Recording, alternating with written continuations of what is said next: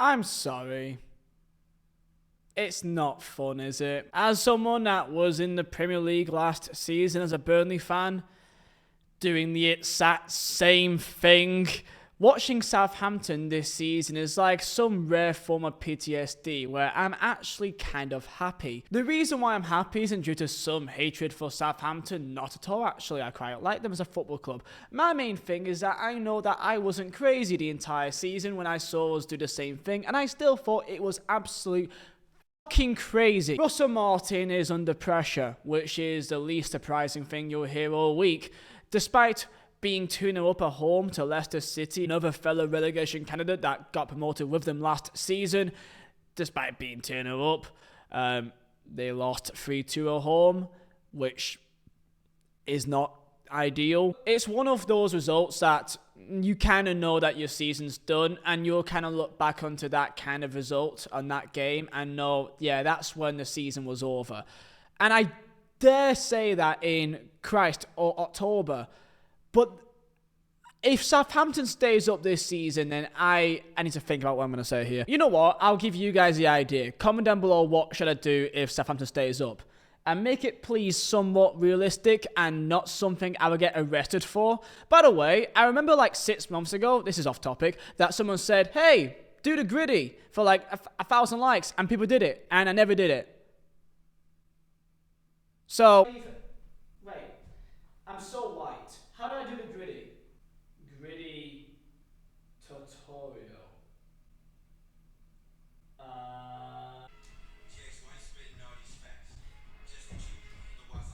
What I'm even doing here, I don't even know. That's the best you're going to get. Comment down below your thoughts about Southampton this campaign. How do you think they're going to do? Am I right in having my serious concerns, thinking that it's already over? Or do you think I'm being dramatic? Like, subscribe, and Mirza Designs for the best football prints, all made by myself. Of course, the Adam Armstrong print is on the site from the playoff final, and many others as well. If you're a Saints fan, use code Saints for 15% off all items. Anyway, yeah, Southampton. So, they're relegated. I kind of really don't want to say this because it seems really harsh, but honestly, let's just put you out of the misery now. The reason why I'm saying this is because no matter who they bring in, if Martin goes, then their team isn't good enough to stay up. There's not a single hell and chance they'll stay up. They've not got the goals and they've not got the defence. And if they do stick with Russell Martin, then they're just going to be making the same mistakes week in, week out. There's no doubt in my mind. And the reason why I'm also very certain is because Russell Martin appears to be already throwing his own players under the bus here, which is not a good start. For example, against Bournemouth at the start of the month, they played and they were pretty much torn apart in that first half, and it wasn't looking good. And at the end, he then, in his own words, questioned his own side's character. We spoke about Bournemouth taking set plays and all of their strengths, which is why it hurt even more. I obviously haven't given enough to the team in terms of mentality and fight, which really hurts me. So that's my fault and not theirs. Kind of saying it's my fault and not theirs, and saying that you've not given them mentality and fight is kind of a weird way of doing things, really. And it's not the first time this has happened either. When it comes to the game against Leicester, he said at the end, in terms of Leicester winning the 98th minute by Jordan Ayew, he said, the concern is that one person didn't do their job. Someone had a job to do. They didn't. It's about taking responsibility. These are comments that you say when you're very much at the end of your term, because when you are kind of mentioning the mentality and the fight of your own players, I mean, I'm not a footballer by any means, look at me, but I don't think that'll be taken very well, especially when the way that you're playing is also completely, what's the term? Mental. This was a conversation even happening last year in the Championship, where Southampton, despite having a great run of form, I think going 22, 23 games undefeated, and an unbelievable run of form, they still had many questions in terms of their style of play, and really, can it be adapted to Premier League? The answer is no, but when it comes to their style of play, his main critique is that he simply has no plan B and will double down on his key plan. That plan, what is that? Is very simple. It's very, very, very committed to possession-based style of play, passing out from the back, and he's completely locked in and focused on that one thing. In his press conference before Leicester City, he said, I'm proud of the journey we're on, but nobody cares about that if you don't win. Like, yes, yeah, no one cares about how you try to play if you don't win games of football. If you try to play nice football, but it makes no sense because you aren't good enough to do it, then people won't give you credit for keep on doing something that you are not good enough to do. If I'm someone that weighs 68 kilograms and I keep trying to lift 100 kg in a bench press, people can say that I'm trying to do the right thing here, but it's not going to work. So eventually you've got to stop doing that. If you are curious, my match lift is actually 65 kg, which I'm proud about, so shut up. That's not a set though, that's just like one goal. Christ. Statistically, how wild are Southampton compared to other teams? Well, in comparison to other teams in Premier League, they are only behind Man City, Liverpool and Spurs in terms of pass completion rate. So it completes the 4th most passes in Premier League. And in terms of pass completion rate, it is only 2nd behind Man City. Now these may sound like really good stats, but for a team at this level and the bottom half of the Premier League, this is a complete outlier. So you may be like, what does this actually mean in like normal football human terms? Well, this means that Southampton are very insistent on passing the ball out for the back and playing very, very slowly. And they will take their time in terms of controlling the game. Typically in there kind of halfway through the pitch when defenders are higher up, and then you can kind of push the team into their own half a bit. Now, the reason why of this makes some kind of sense. In more simple terms, if you have more control of the ball, you have much more control of the game, and therefore, by extension, should be getting results because of that. Which I can see that idea, however, I just don't think it's practical. This is an idea that works really well if you're Man City and you've got incredible skill and talent to go and do that and to break teams down and to be efficient and not making mistakes.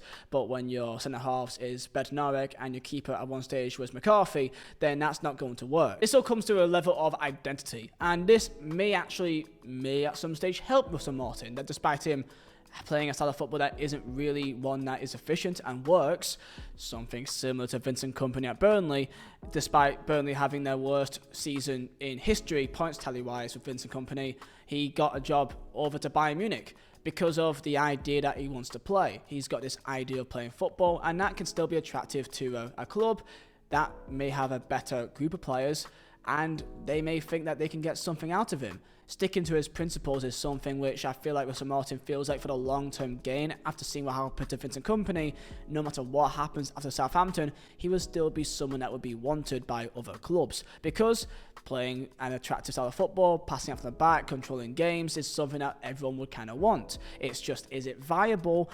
Is it possible to do and achieve? That's a whole different story. Russell Martin was always critiqued before Southampton for his jobs at MK Dons in League One and at Swansea City for being just so known for being so possession heavy, having 60-70% of the ball, but not really getting results at all. At Swansea, he came 15th and 10th, and at MK Dons, he came 13th. He was never higher than 10th in any of his 3 years, but yet still got a job at a pretty big club at that level. I mean, it's a huge club in Championship Southampton because of his style of play and because of the idea that, well, if you give him one of the better teams in the league and he tries to play the style of football, he should dominate. And that did work. He had, in multiple games last year, 80% possession, completely controlled the game.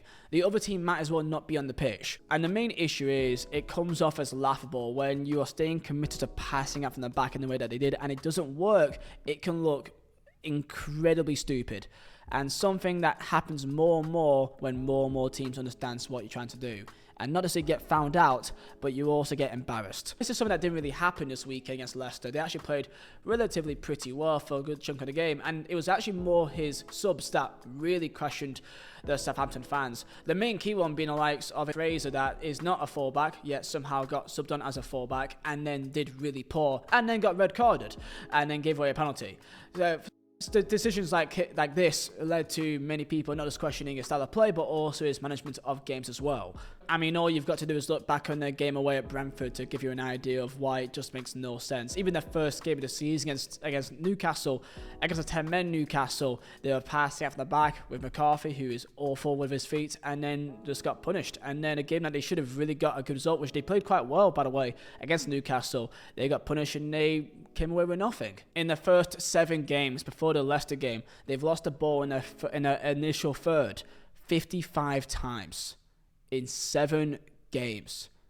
That is embarrassing. But I've been talking about really defensively. Attacking wise, it's not great as well. It really isn't. Before the weekend, Southampton was bottom for goals scored. Now they're second bottom with Palace now below them with 5. They're not creating many clear-cut opportunities, and the ones that they do get, that's kind of like half chances, they just are not taking whatsoever. When it comes to XG, when it comes to underperformance of goals, expected goals actually like given, they are second worst in the league behind Manchester United in first. And that's because attackers-wise, they've just got no clinical goal scorers. Cameron Archer has got a lot of promise and a lot of potential. However, as we saw again for him at Sheffield United, he's just not ready for a lower level Premier League club.